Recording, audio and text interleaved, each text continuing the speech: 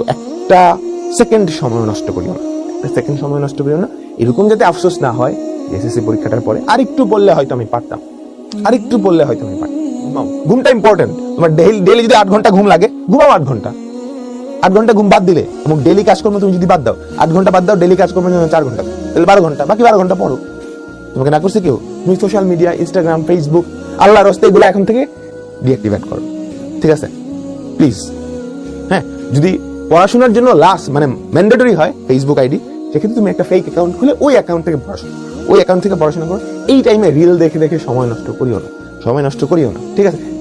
সময় নষ্ট করবা কিনা এটা ডিপেন্ড করে তোমার প্রিপারেশনের উপর। তোমার প্রিপারেশন যদি একদম ভাজা থাকে, সবকিছু পড়ে ফেলছো, তাহলে তুমি তো ডেইলি একটু রিল দেখতেই পারো। প্রিপারেশন যদি খারাপ হয়, রিভিশনের অবস্থা যদি খারাপ থাকে, আল্লাহর রাস্তে এখন আর এগুলো দেখিও না, ঠিক আছে? তো স্লিপ সাইকেলটা ঠিক করো, চেষ্টা করো এখন থেকে যে প্রতিদিন তুমি এক্সাম টাইমে যেই টাইমটায় উঠবা, হ্যাঁ সেই টাইমটায় যাতে উঠো। প্রতিদিন সকাল 6টায় বা 7টায় যখন তোমার এক্সামে যাওয়ার জন্য রেডি হওয়া দরকার, ওই টাইমটায় উঠবা এবং চেষ্টা করবা সকাল 10টায়, প্রতিদিন সকাল 10টায় কিছু না কিছু পড়ার বা কিছু না কিছু লেখার। তাহলে তোমার মাইন্ডটা বা তোমার বডিটা ওভাবেই প্রিপেয়ার থাকবে। আমি সকালবেলা উঠবো এবং 10টার সময় আমার কিছু লেখালেখি করতে হবে। হ্যাঁ, তাহলে এক্সামের দিন দেখবা আনকমফোর্টেবল লাগবে না। ম্যাক্সিমামের ক্ষেত্রে হয় প্রথম এক্সাম দিয়ে অসুস্থ হয়ে গেছে, কারণ হঠাৎ করে রুটিনটা চেঞ্জ হয়, অনেক প্রেশার স্ট্রেস পড়ে যায়। তুমি যদি আগে থেকেই প্রিপেয়ার থাকো, ওটা হবে না।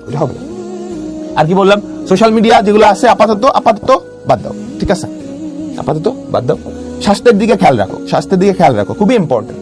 স্পেশালি গার্ডিয়ানরা দিকেও দেখে থাকেন, এই টাইমটা ওকে ভিআইপি ট্রিটমেন্ট দিবেন, বুঝছেন?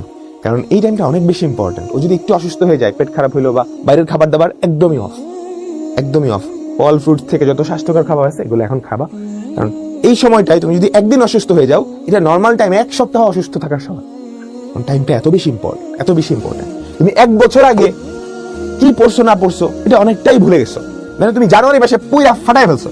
জানুয়ারি মাস তো আচ্ছা, জানুয়ারি না, আরো গত বছরের ধরো শুরুর দিকে তুমি একটা চ্যাপ্টার পুরা ফাটায় ফেলছো, ওইটা 90% তুমি ভুলে গেছো, বুঝতে পারছো? তাহলে 10% মাথায় আসে। কিন্তু আজকে তুমি যেটা পড়বা, কালকে যদি পরীক্ষা হয়, এটা 90% তোমার মনে থাকবে, 10% ভুলে যাবা। তো একটা সেকেন্ড সময় নষ্ট করিও না।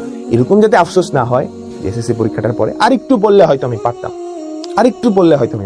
ওইটা যাতে না। ভালো করে পড়ো, কি হবে আউটকাম না জেনে ঘুমায় পড়ো, এটা হচ্ছে কথা, ঠিক আছে? একদম প্রিপারেশন ছাড়া যুদ্ধে যাওয়ার চেয়ে প্রিপারেশন নিয়ে যাওয়া তো বেটার, তাই না? তুমি খালি মানে উইদাউট প্রিপারেশন একটা যুদ্ধে চলে গেলা, জাস্ট একটা ঢাল নিয়েও যদি যাও, তাহলে কিন্তু কি ওই যুদ্ধে জিতে যাওয়ার সম্ভাবনা বা বেঁচে থাকার সম্ভাবনা আছে না? বুঝতে পারছো? ঠিক আছে, ওকে। তো সবার জন্য অনেক শুভকামনা রইল। ইনশাআল্লাহ সবার পরীক্ষা